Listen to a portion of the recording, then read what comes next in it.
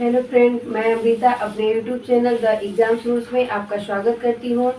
आज हम फिर से आप लोगों के सामने उपस्थित हैं एक नए टॉपिक के साथ, जो आप लोगों के लिए बहुत ही इम्पोर्टेंट टॉपिक है। क्या है आज का टॉपिक? आज का टॉपिक मार्केट कंज्यूमर यानी बाजार और उपभोक्ता है। क्या है? बाजार और उपभोक्ता से संबंधित प्रश्न है, जो आप लोगों के लिए बहुत ही महत्वपूर्ण है। चलिए देखते हैं। पहला क्वेश्चन है, विश्वव्यापी बाजार किसे कहते हैं? क्या है? विश्वव्यापी बाजार किसे कहते हैं? तो किसे कहते हैं? अंतर्राष्ट्रीय बाजार को विश्वव्यापी बाजार कहते हैं। अगला है, विशिष्ट बाजार किसे कहते हैं? विशिष्ट बाजार किसे कहते हैं? तो किसे कहते हैं, जब किसी बाजार में केवल एक ही प्रकार की वस्तु खरीदी व बेची जाती है, उसे क्या कहते हैं? विशिष्ट बाजार कहते हैं। जैसे में सब्जी मंडी हो गई, सब्जी मंडी, फल मंडी और अनाज मंडी, जितना हो गया वह क्या है, इसके अंतर्गत आता है, विशिष्ट बाजार के अंतर्गत आता है। अगला है, कार्य के आधार पर बाजार कितने प्रकार के हैं? तो कितने प्रकार के हैं? तो 4 प्रकार के होते हैं। कौन कौन से? सामान्य या मिश्रित बाजार, दूसरा है विशिष्ट बाजार, तीसरा है नमूने द्वारा बिक्री बाजार, चौथा है श्रेणी द्वारा बिक्री बाजार। तो कार्य के आधार पे बाजार जो है 4 प्रकार के हो गया, सामान्य या मिश्रित बाजार, विशिष्ट बाजार, नमूने द्वारा बाजार बिक्री या और श्रेणी द्वारा बिक्री बाजार। तो 4 प्रकार के हो गए। 4 प्रकार के कार्य के आधार पे जो बाजार है वह 4 प्रकार के होते हैं। अगला है, प्रतियोगिता के आधार पर बाजार के कितने प्रकार हैं? तो यह भी 3 प्रकार का होता है। कितने प्रकार का होता है?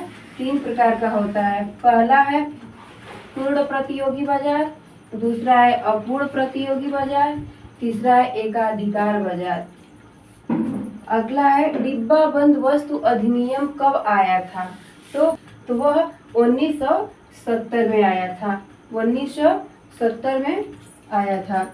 अगला है, एकाधिकार और नियंत्रित व्यापार अधिनियम कब लागू हुआ था? क्या कहा गया है? एकाधिकार और नियंत्रित व्यापार अधिनियम कब लागू हुआ था? तो यह जो है 1969 में लागू हुआ था। अगला है, किस बाजार पर सरकार का नियंत्रण रहता है? तो ये बताना है कि किस बाजार पे सरकार का नियंत्रण रहता है। तो यह जो है खुला और उचित बाजार में सरकार का नियंत्रण रहता है। इसका मतलब हो गया खुला या उचित बाजार, मतलब कि कोई भी उपभोक्ता क्या करता है, मार्केट में जाता है और अपने मतलब कि खरीदने जाता है, तो अब जितना दाम रहता है उतना ही का वो लेकर आता है। तो उसी को खुला या उचित बाजार कहा जाता है। सरकार द्वारा मतलब कि जितना लागू किया गया है कि ये सामान इतने रेट का मिलेगा, तो वो उतना ही पर मिलता है, वो ज़्यादा नहीं लेता है उपभोक्ता से, तो उसी को खुला बाजार कहते हैं। अगला है, निर्धारित मूल्य से अधिक। क्या कहा गया है? निर्धारित मूल्य से अधिक मूल्य पर वस्तुएं खरीदी व बेची जाती हैं। क्या कहा गया है? निर्धारित मूल्य से अधिक मूल्य पर वस्तुएं खरीदी व बेची जाती हैं। तो वह कौन सा बाजार है? तो जब आवश्यकता से अधिक मूल्य लेकर के निर्धारित मूल्य से अधिक मूल्य पर अगर वस्तु बेची जाती है, तो उसे क्या कहा जाता है? उसे चोर या काला बाजार कहा जाता है।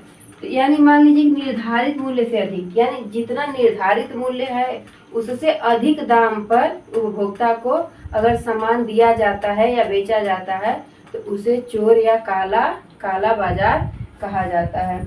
अगला है, जो सप्ताह या 15 दिन या माह में लगता है और वह निश्चित होता है। क्या होता है? जो सप्ताह व 15 दिन या माह में लगता है और वह निश्चित होता है कि 1 हफ्ते में लगेगा, 5 दिन पे लगेगा, 10 दिन पे लगेगा और या 1 महीने पे लगेगा, वह निश्चित होता है तो उसे क्या कहते हैं? तो उसे हाट या पैठ बाजार कहते हैं। उसे हाट या पैठ बाजार कहते हैं। अगला है, कंपनी शहरों में अपना शोरूम लगाकर रखती है। क्या करता है?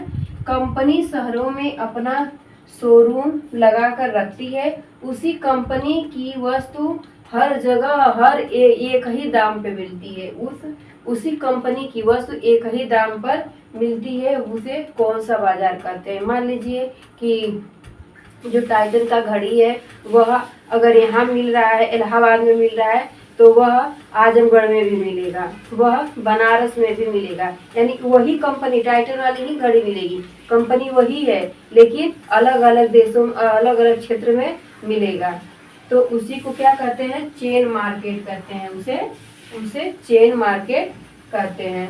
अगला है, उपभोक्ता दिवस कब मनाया जाता है? तो आपको बताना है कि उपभोक्ता दिवस कब मनाया जाता है। तो कमेंट करके बताइएगा कि उपभोक्ता दिवस कब मनाया जाता है। आज के लिए इतना ही, कल मिलेंगे अगले टॉपिक के साथ। तब तक के लिए धन्यवाद।